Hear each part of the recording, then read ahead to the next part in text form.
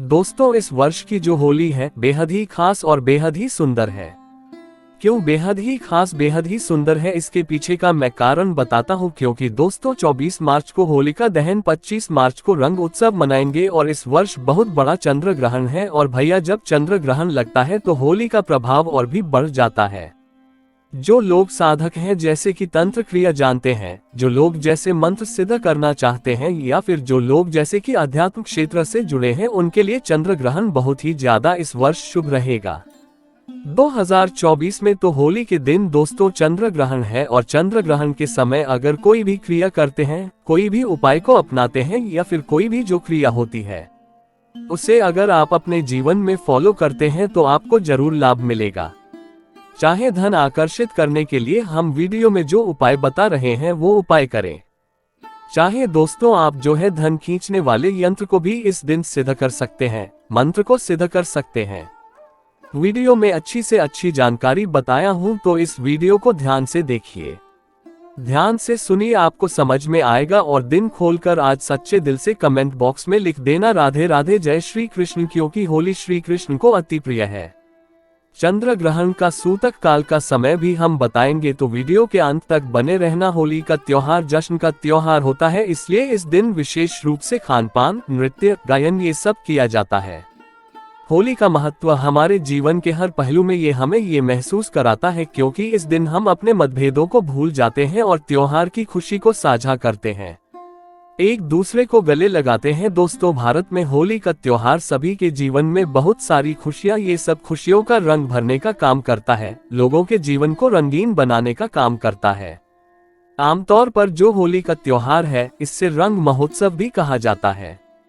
ये लोगों के बीच में एकता का प्यार लाता है, इसे प्यार का त्योहार भी कहा जाता है। दोस्तों, होली के दिन कुछ ऐसे कार्य जिन्हें नहीं करना चाहिए इस वीडियो में बताऊंगा। और आज इस वीडियो में होली की राख के जबरदस्त 10 गुप्त एवं चमत्कारिक प्रयोग बताऊंगा, जो प्रयोग जानने के बाद आप भी होली की राख को अपने घर में रखना शुरू कर देंगे।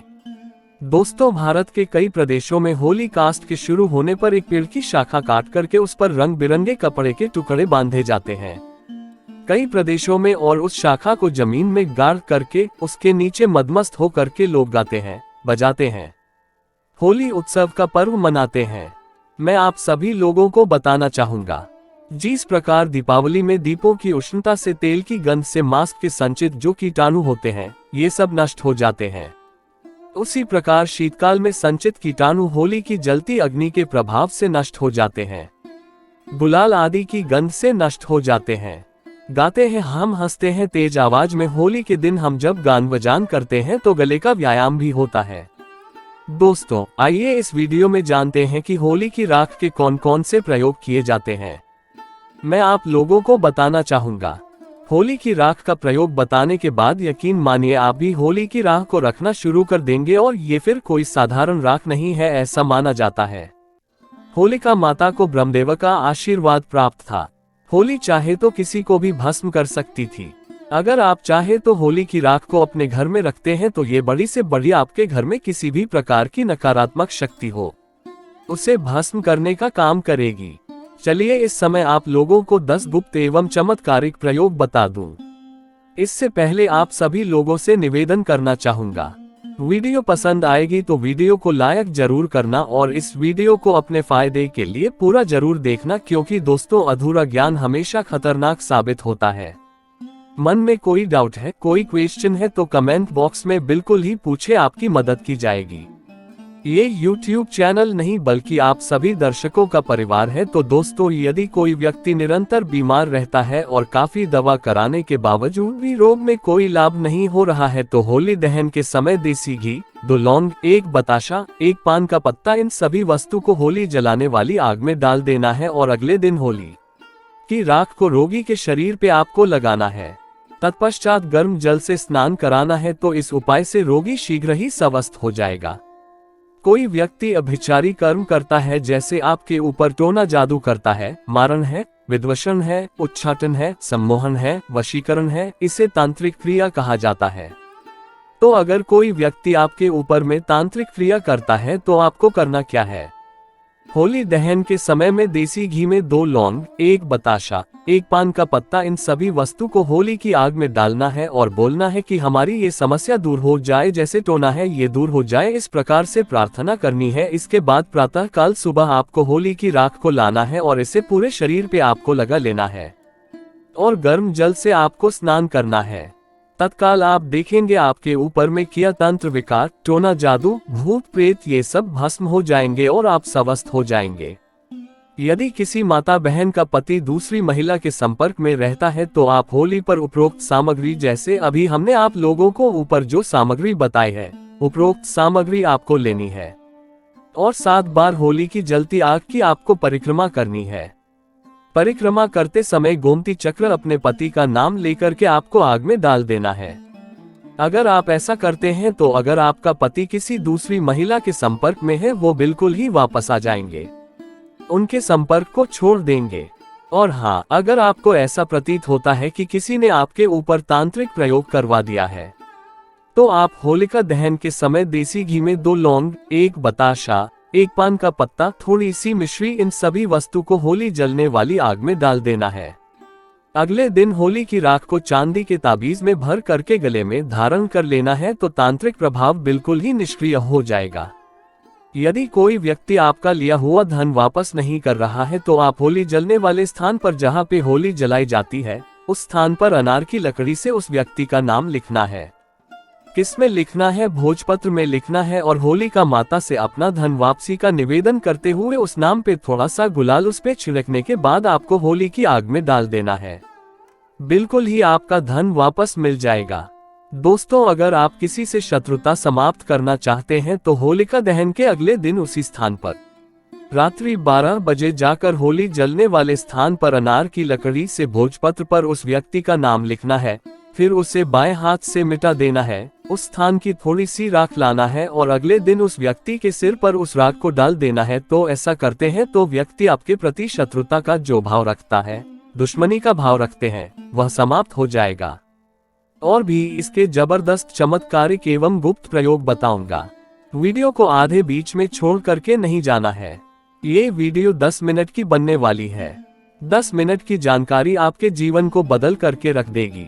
यदि आपकी जन्म पत्री में कोई ग्रह दूषित हो तो आप होली दहन के समय देसी घी में 2 लौंग, 1 बतासा, 1 पान का पत्ता, इन सभी वस्तु को होली जलने वाली आग में डाल देना है और अगले दिन उस राख को ला करके सर्वार्थ सिद्ध योग में अब गूगल पे भी सर्च करके देख लेना कि होलिका दहन के समय और होलिका दहन के दिन सर्वार्थ सिद्ध योग कितने बजे है। होलिका दहन के सुबह ठीक है तो सर्वार्थ सिद्ध योग में इसे शुद्ध करके बहते जल में प्रवाहित कर देना है। होली की राख को सर्वार्थ सिद्ध योग में प्रार्थना करना है, इसके बाद शुद्ध जल में बहा देना है। तो यदि आपकी जन्म पत्रिका में कोई ग्रह दूषित है, आपको नुकसान कर रहा है, नुकसान करना बंद कर देगा। अगर आपको राज्य पक्ष से बाधा आ रही है तो आप होलिका के उल्टे फेरे प्रारंभ करें। कैसे करना है? जैसे जो लोग राजनीतिक क्षेत्र से जुड़े हुए हैं और आपको कोई बाधा आ रही है तो होलिका माता के आपको सीधे फेरे ना लेकर के आपको उल्टे फेरे लेने हैं और प्रत्येक फेरे की समाप्ति पर आग की जड़ जलती होली में फेंकना है। आग किसे बोलते हैं? मदार के पौधे को, जिसे हम अकवन के नाम से जानते हैं। तो मदार के पौधे की जड़ जलती होली की आग है, उसमें आपको फेंकनी है और उल्टे फेरे लेने हैं। और कितने फेरे लेने हैं? 7 फेरे लेने हैं। तो इस उपाय को करने से आपको राज्य पक्ष में राजनीतिक क्षेत्र में जो परेशानी आ रही है, सारी बाधा समाप्त हो जाएगी।